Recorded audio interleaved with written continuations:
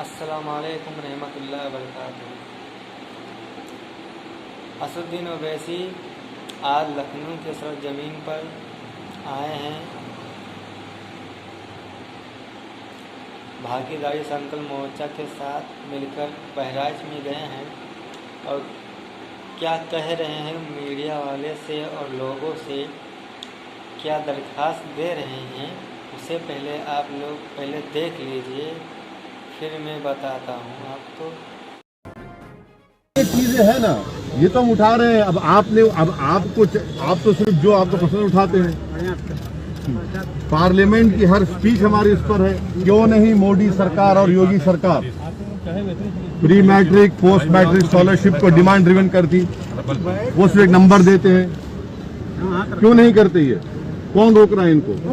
Sir अभी BJP कह रही है कि आप लोग गठबंधन में हैं और बहराइच में जहां आज आप दरगाह में जा रहे हैं वो मंदिर तोड़कर दरगाह बनाई गई है और आप दोनों मैडम देखिए, सुनिए, अब राजनीति चलेगी डेवलपमेंट की, अब राजनीति चलेगी इंसानों की जान बचाने की, और राजनीति चलेगी कि कौन बेवाओं से इंसाफ किया, किसकी वजह से बहनें बेवा हुए, किसकी वजह से बच्चे यतीम हुए, किसकी वजह से लाशें गंगा में बह रही हैं, किसकी वजह से नदी के किनारे लाशों पर कुत्ते खा रहे हैं।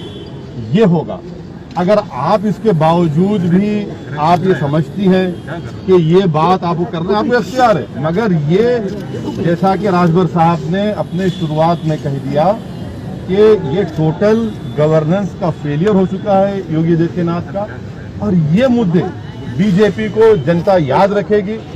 जिनके परिवार में लोगों की मृत्यु हो गई, जो मर गए, तो आप समझते भूल जाएंगे। वो बीजेपी ये समझ रही है कि चुनाव आते आते तक भूल जाएंगे। अरे भाई 4 लाख से ज्यादा लोग की मौत हुई कोविड से। तो देखा आप लोगों ने वीडियो, क्या कह रहे हैं। जो बीजेपी की भी टीम मान रहे हैं असदुद्दीन ओवैसी साहब को, तो उन्हें ये बता दो कि अगर बीजेपी की भी टीम है तो उत्तर प्रदेश में बीजेपी को हराने के लिए क्यों उतरे हैं भागीदारी संकल्प मोर्चा में। और उन्होंने तो कह दिया है कि हम किसी से भी गठबंधन कर लेंगे, हमारे दरवाजे खुले हैं। तो अखिलेश यादव की ज़्यादा चर्चा नहीं हो रही है, सबसे ज़्यादा असदुद्दीन ओवैसी की हो रही है, क्योंकि लखनऊ में जब उत्तर प्रदेश में जब असदुद्दीन ओवैसी साहब जब लड़ेंगे तब बीजेपी की फ़ायदा होंगे। अरे बीजेपी की फ़ायदा कैसे होंगे? जब सब गठबंधन कर लो तो बीजेपी की फ़ायदा कैसे होंगे? लेकिन जब अपनी राजनीति ही खेलनी है तो फिर कोई बात ही नहीं, चाहे गठबंधन करो चाहे ना करो। असदुद्दीन ओवैसी उत्तर प्रदेश में इंशाअल्लाह 100 सीटों पर लड़ रहे हैं, तो 100 सीटों में से 90 सीट इंशाअल्लाह आएगी। हम मुसलमान दुआ करेंगे कि असदुद्दीन ओवैसी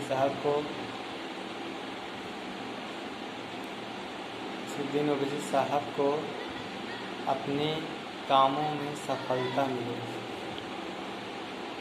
और योगी जी को इस उत्तर प्रदेश जो लखनऊ सीट पर बैठे हैं, उस लखनऊ के राजगद्दी से उतरकर सलाखों के नीचे गोरखपुर में सीधा चला जाएंगे, क्योंकि ये लखनऊ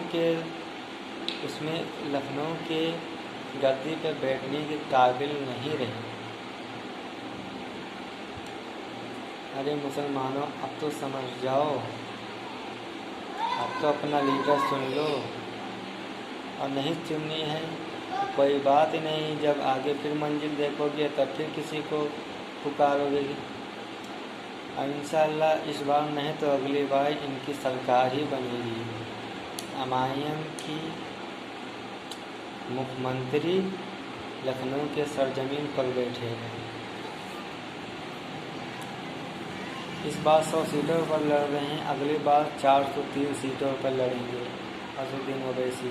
भागीदारी संकल्प मोर्चा के साथ इंशाअल्लाह ज़िंदगी रहेगी तो इंशाअल्लाह अल्लाह कामयाब करे और असदुद्दीन ओवैसी साहब को और भागीदारी संकल्प मोर्चा के साथ जो लड़ रहे हैं भागीदारी संकल्प मोर्चा को इंशाअल्लाह कामयाबी दें। और हमारी जहाँ तक दुआएं हैं मैं दुआ करूँगा अपनी मस्जिद में, क्योंकि मस्जिद में अल्लाह का घर है। अल्लाह के घर में जो भी मन्नत मांगी जाती है उसे कबूल किया जाता है, कबूल कर लेते हैं। मैं अपने मस्जिद में दुआ मांगूँगा कि असदुद्दीन ओवैसी साहब और भागीदारी संकल्प मोर्चा राजभर OPJ राजभर साहब साथ में लड़ें और सरकार बनाएं। इंशाअल्लाह मैं दुआ करूँगा कामयाबी मिले। बस हमारी वीडियो यहीं तक थी। अस्सलाम वालेकुम रहमतुल्लाहि व बरकातुहू। अगर अच्छी लगी तो हमारी वीडियो को सब्सक्राइब करें, लाइक करें, शेयर करें और दूसरों तक पहुँचाएँ ताकि